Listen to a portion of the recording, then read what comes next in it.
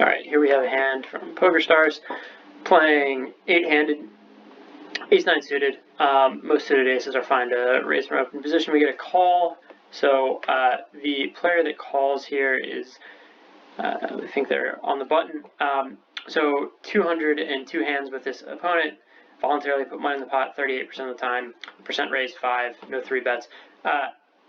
Classic loose passive type player that's usually good for the table, good for your win rate.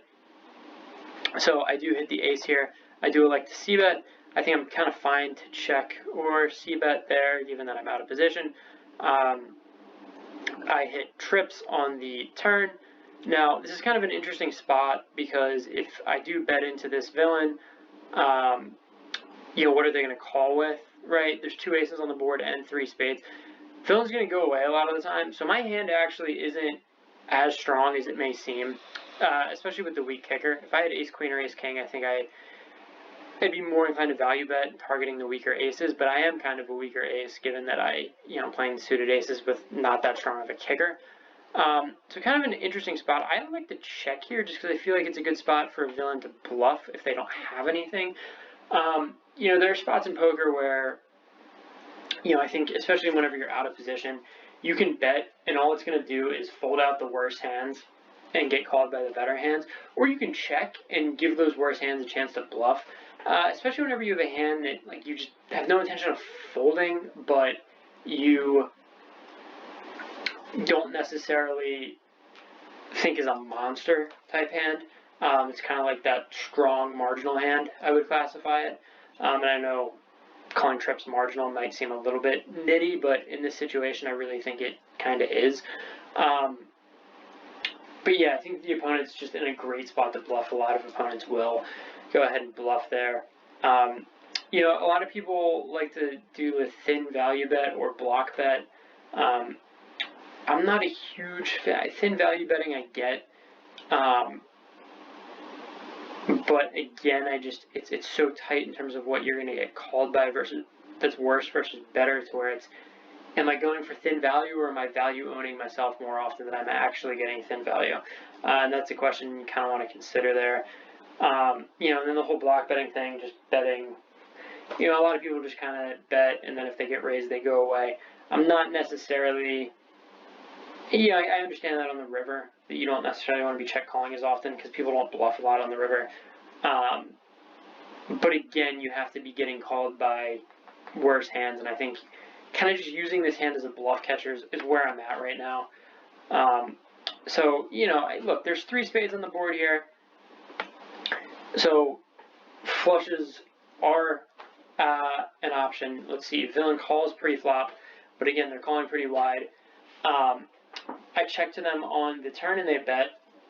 And from my experience, a lot of villains will just fire in that situation. A lot of, especially more recreational players that aren't that good, will follow a strategy where when they're in position, they will call you pre-flop. They will call your continuation bet because they understand, on kind of a basic level, that aggressive players are going to open raise and then continuation bet. So they will do that. Well, they'll just float, and then whenever you check, they'll view it as a sign of weakness, and they will bet at you.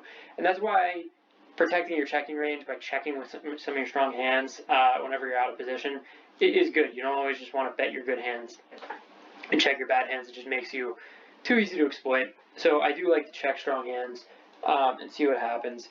Now, this is an interesting spot again. Could I go for thin value? Should I check and bluff catch? The interesting thing here that I'll say is that, in my personal experience, a lot of villains, if you check to them on the turn, they will bet the turn as a bluff, but if you check to them on the river, most will not fire that second bluff. I think a lot of people just don't stick with their bluffs. They'll take a stab, and if it doesn't work, they'll just kind of shut it down. So the fact that you're getting a second bet here, they're going in for a little bit more than half pot. Half pot would have been 15.78 big blinds or 7-9 big blinds. They're going 16.5, so they actually went a little bit above half pot. which is somewhat interesting. Maybe a tell that they're trying to get a little bit more value in without losing, you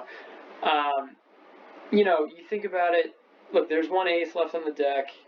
Potential they have a better kicker. There's also potential for flushes. A lot of players who call it these loose wide ranges will just play suited hands. So, it's possible you're up against like an 8-9 suited, something like that. Pocket sixes is again, wouldn't shock me, but it's pretty unlikely. So you think about like what the opponent is value betting here. They're probably value betting like sets in terms of 10s, 6s. They're value betting flushes, and they're value betting aces. So their value betting range crushes me here. And like I said, their bluffing range actually isn't. Like, I don't think a player who only raises 5% of the time pre-flop is gonna double barrel bluff very often. So let's just do the math here in terms of how often I have to be right here. So I have to call a 16.5 big blind bet to win a 48.08 big blind pot. So I need to win 34% of the time here. So I'm going to beat my opponent's value hands like 5% of the time, because maybe they will value bet ace with a weaker kicker. So I need my opponent to be bluffing here at least a quarter of the time, if not more, I think, to make this call profitable. And if I'm being honest, I don't know if they are. I do opt to go ahead and make the call. It's hard for me to fold a hand as strong as trips. I think that it just seems very nitty, right? But like I said, I think in this spot, most villains will not double barrel bluff. I also think, this is, it's just an interesting spot. I think the villain may call because they don't understand reverse implied odds with like ace 8, ace 7, ace 6 would have me beat though.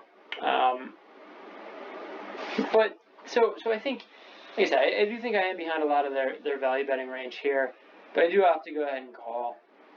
And the opponent has ace king suited, so again, classic loose passive player. This is a player that I've played 200 hands with. They're probably not going to win a lot of money on this site. I should say they're going to lose money on this site if they continue to play that way. But it worked out for them in this particular situation because they probably would have just gone away to a 3-bet. Interesting spot. 2 aces on the board and we both have an ace. That's the downside of playing a hand like ace 9 is you often get out kickered. I only like to play that hand if it's suited and if I am the initial raiser.